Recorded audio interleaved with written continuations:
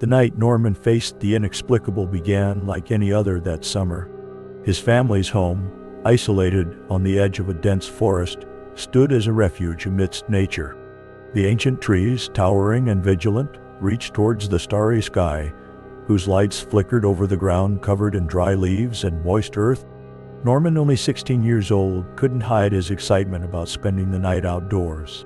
Along with his younger brother, his best friend, and his loyal German shepherd, he set up a tent on the edge of the yard, where the house's light began to fade. The air was charged with a sense of adventure, and the boys laughed as they lit a fire to ward off the cold that was beginning to creep in. As the night wore on, their lively conversations turned into tired whispers, and the crackling fire cast long shadows over the nearby trees. Everything seemed calm until a strange sound broke the silence. At first, a faint crack among the branches, easily ignored. But Norman's dog, ever vigilant, abruptly raised its head, fixing its gaze on the darkness of the forest. The dog's growl was deep, resonating with an alertness that sent a chill down Norman's spine. An irrational fear gripped him as he looked in the same direction as the dog. The forest, which moments before had seemed welcoming, now felt ominous, as if the darkness was alive, shaping the shadows into threatening figures. The silence that followed was oppressive, absolute.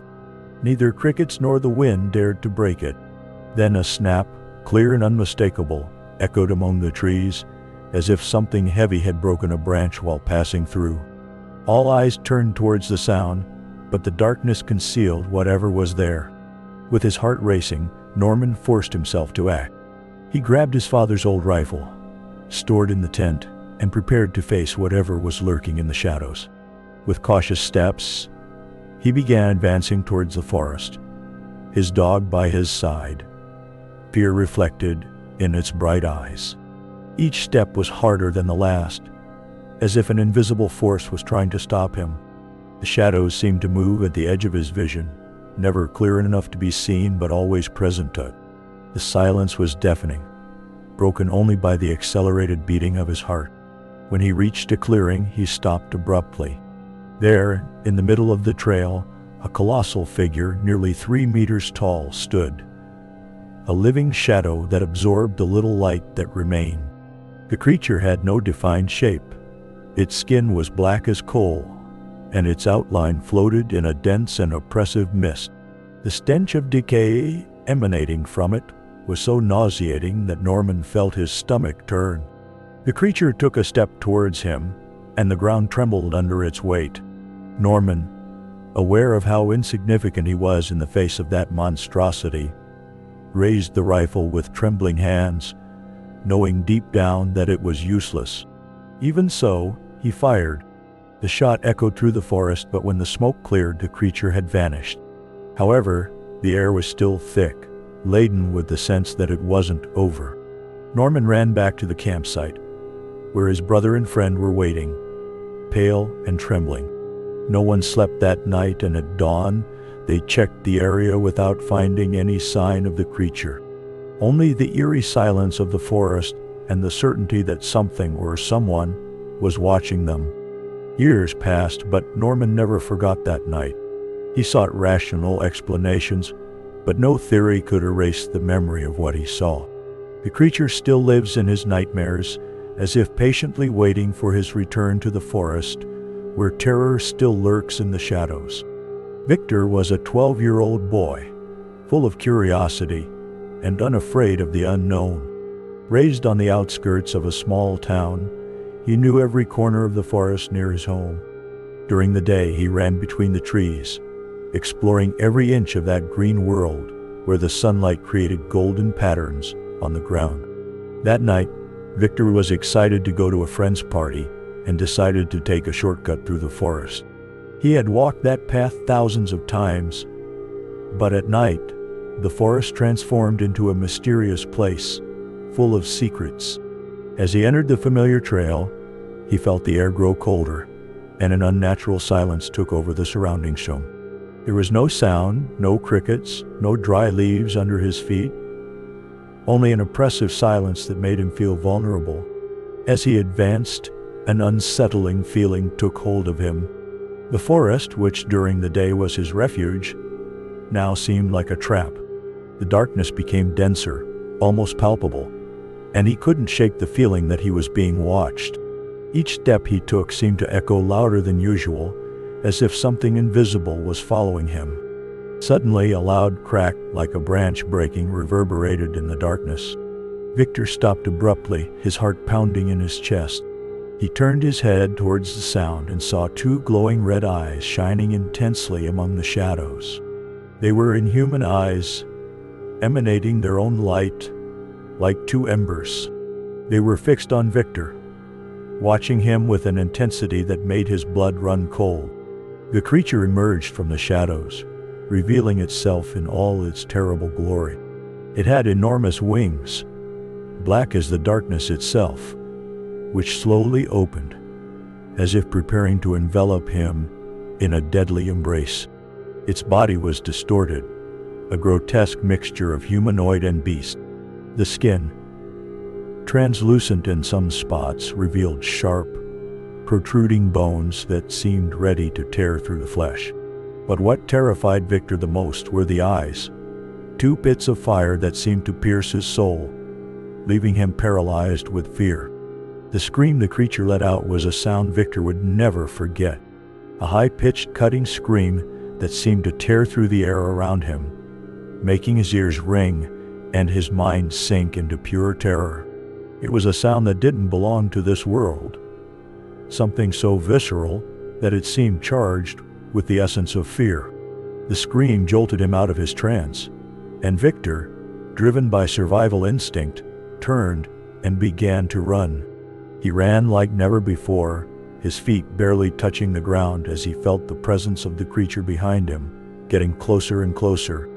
It felt as though the shadows of the forest were alive, trying to grab him, dragging him to a place where light never reached. Fear pushed him forward, making his muscles burn, and his heart beat so hard he thought it would explode. But he didn't stop. He couldn't stop. When he finally reached home, sweaty and breathless, Victor jumped through his bedroom window, quickly closing it behind him. He ran to his bed, covering himself with the sheets, as if that could protect him from whatever was out there. But the persistent knocking at the window and the distant scream of the creature kept him awake all night. Every noise seemed to be the creature trying to get in, and he lay there trembling, eyes fixed on the window, waiting for it to return. Over the years, Victor tried to understand what he had seen that night. The memories were vivid, but impossible to explain. He spoke to few people about what he saw, but no one could offer an explanation that calmed him. The creature, which he came to call the Mothman, became a constant presence in his thoughts, a shadow that followed him wherever he went. Although he never saw the red eyes again, the memory of the absolute fear he felt that night never left him. Now, every time he passes through the forest, even during the day, he feels a chill, a silent omen that something is still there, waiting, lurking, ready to finish what it started. For Brian and his friends, exploring abandoned places was more than a hobby. It was an obsession. They were always searching for forgotten locations, where history and abandonment created a unique and sometimes sinister atmosphere. They had explored old factories, ruined psychiatric hospitals, and decaying mansions, but nothing could prepare them for what they would find in the heart of Pine Forest, New Jersey. The discovery of the house was an accident. They were driving along a dirt road, surrounded by a dense forest, when Matt, the driver, spotted something among the trees. Amid the thick vegetation, a large and ancient structure stood, almost invisible among the trunks and foliage that had reclaimed it over the years. Matt hit the brakes, and all eyes turned towards the house. It was a two-story house, with walls covered in moss and vines climbing up the facade like skeletal fingers trying to envelop it completely. The windows were broken, and the front door hung from a rusty hinge, creaking softly in the wind. The building exuded a deep sense of abandonment, as if it had been forgotten for decades. Yet there was something about it that seemed still alive, lurking behind the shadows. Excited by the discovery, the friends decided to stop and explore. It was the kind of adventure they always sought, an isolated place full of mystery, and possibly something more. They got out of the car, flashlights in hand, and advanced towards the house, adrenaline already starting to course through their veins. As they crossed the threshold of the door, they were greeted by a strong smell of mold and rot. The stench was so penetrating that for a moment, they doubted whether they should continue it. But curiosity was stronger, and they pressed on, ignoring the warning that smell brought. The interior of the house was in ruins. The wooden floor creaked under their feet, the dry and cracked boards ready to give way at any moment. Walls were covered in dark stains. Some looked like the frames of paintings long removed, leaving only shadows on the faded paint. The place was empty, except for some broken furniture and a surprising number of cobwebs hanging from the ceiling corners. But it was when exploring the ground floor that they found something that chilled their blood. The smell of death intensified as they entered one of the smaller rooms. On the floor, scattered in various states of decomposition, were the bodies of small animals. Some were recent, their remains still swollen and viscous, while others were just brittle skeletons covered by a thin layer of dust and cobwebs. The walls of the room were stained with what looked like old blood, dried and almost black. The air was heavy, laden with a sense of evil, as if the place was an open wound, exuding pain and suffering. Matt, who was leading the group, decided to go upstairs to explore the upper floor. Brian and the others followed him, though with a growing sense of unease. The staircase was narrow and steep, and each step creaked under their weight, threatening to give way. When they reached the top, Matt stopped abruptly, his eyes wide with terror. He was standing on the threshold of a door without a frame, and inside the dimly lit room, something was moving. The creature they saw in that room was something none of them would ever forget. It was an abomination, a grotesque mix of human and bestial forms. It had the head of a deformed bull, the horns curved backward in an unnatural way, and the eyes were dark pits of malice, pulsating with a cruel and inhuman energy. Its skin was a horrible combination of scales and fur, torn in several places, revealing rotting and lacerated flesh. The torso was massive and muscular, but with a distorted appearance, as if it were rotting from within. The arms, long and ending in sharp claws, seemed ready to tear apart anything that came close. And its legs, a grotesque fusion of human and animal limbs, were tense, as if prepared to leap. The air in the room seemed to vibrate with the presence of that creature, an oppressive energy that pressed against Brian's chest, making it hard to breathe.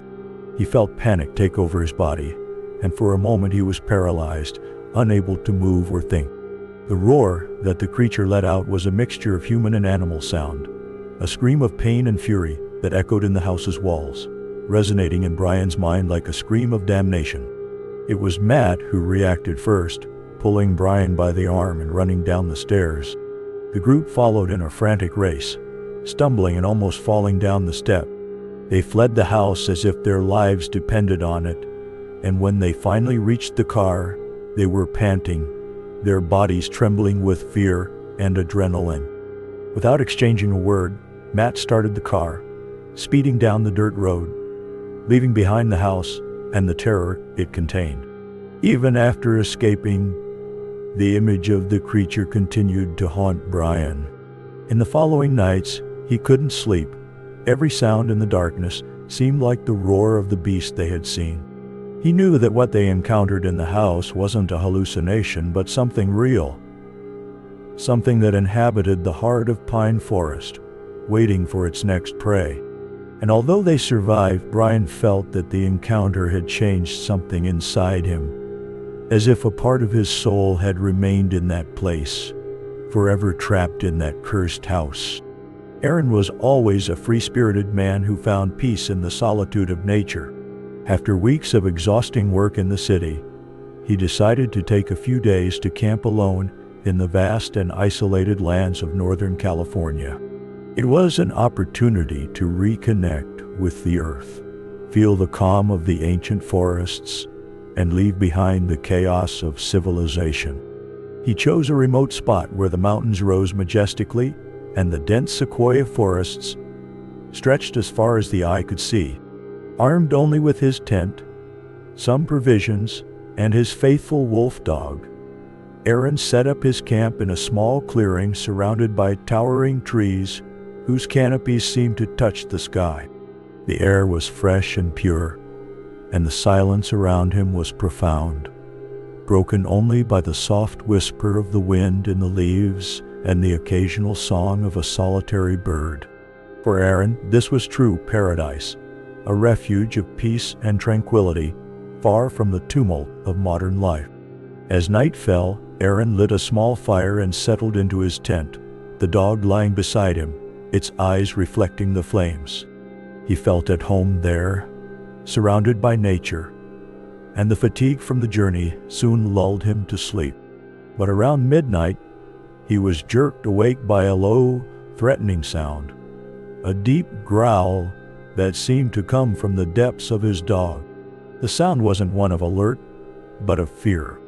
Aaron got up, his heart racing as he looked at the dog. The animal, usually calm and brave, was tense, its hackles raised and eyes fixed on the tent's entrance. The growling continued, a guttural sound that reverberated in the small space, making Aaron's bones tremble. He knew something was terribly wrong. Before he could react, the ground beneath them began to vibrate slightly, as if something heavy was moving nearby. Aaron held his breath, his senses now on high alert. He could hear footsteps, slow and heavy, echoing around the camp. The sound was accompanied by deep, harsh breathing, as if the creature was exhaling sickly, humid air. Each step seemed to bring the thing closer, until it finally stopped right beside the tent. Aaron was frozen with fear, unable to move a muscle. He knew that whatever was out there wasn't an ordinary animal. The presence he felt was oppressive, suffocating, as if the darkness itself had taken shape and was watching him closely, waiting for the right moment to strike. The dog beside him stopped growling, now completely still, its eyes wide open and ears perked, as if it too was waiting for the inevitable. The creature moved again, and Aaron felt the tent tremble with its proximity. He could clearly hear the sound of something scraping against the canvas, like sharp claws scratching the thin fabric that separated them from the creature. The breathing grew stronger, closer, and Aaron knew it was just inches away. In a desperate act, he grabbed the handle of the axe, the only weapon he had. The cold metal in his hands offered fragile comfort, but it was all he had at that moment. With a trembling and almost inaudible voice, he whispered, "Who's there?" The response came in the form of a low growl that made the air around him vibrate. It was a sound so deep and primal that it seemed to come from the bowels of the earth, laden with ancient and inhuman rage. The dog beside him began to tremble, its muscles tense in preparation for an attack or flight. Aaron felt time stop as he waited, each second dragging on like an eternity. He could feel the cold sweat running down his temples, his eyes fixed on the tent's entrance, expecting at any moment for the canvas to be torn and the creature to enter. But then, as if it had lost interest, the creature moved away. Aaron heard the footsteps growing fainter until they finally disappeared into the darkness. The silence that followed was even more terrifying than the previous sounds. He remained there, sitting, paralyzed by fear, unsure if it would return. The dog beside him, though still tense, began to relax, but its eyes never left the tense trance. Aaron stayed awake for what seemed like hours, unable to move or speak. Only when the first ray of sunlight pierced the tent's canvas, bringing with it the comforting warmth of the day, did he dare to leave. With the axe in hand, he inspected the camp's perimeter, the dog always by his side. But to his surprise and frustration, there was no sign that anything had been there. No footprints, no broken branches, nothing. The spot where he believed he had heard the creature seemed untouched, as if the forest itself had erased any evidence. Aaron spent weeks trying to understand what had happened that night. He shared his story with friends, who offered various theories. Some suggested it might have been a grizzly bear. Others mentioned a legendary Bigfoot. But no explanation seemed to fit perfectly. The fear he felt was something too deep to be justified by a simple, rational explanation. Since that day, Aaron could never feel completely safe in nature again. What was once a refuge of peace and tranquility had become a place full of invisible dangers, where the line between the real and the supernatural became dangerously thin. And although he never saw or heard that creature again, the feeling that something was out there waiting never left him. Every time he camped, the memory of that night returned, bringing with it the certainty that in the vastness of the wild world, there are still mysteries we cannot comprehend, and sometimes it's better to leave the unknown in peace. Good night, and may the shadows never find you alone.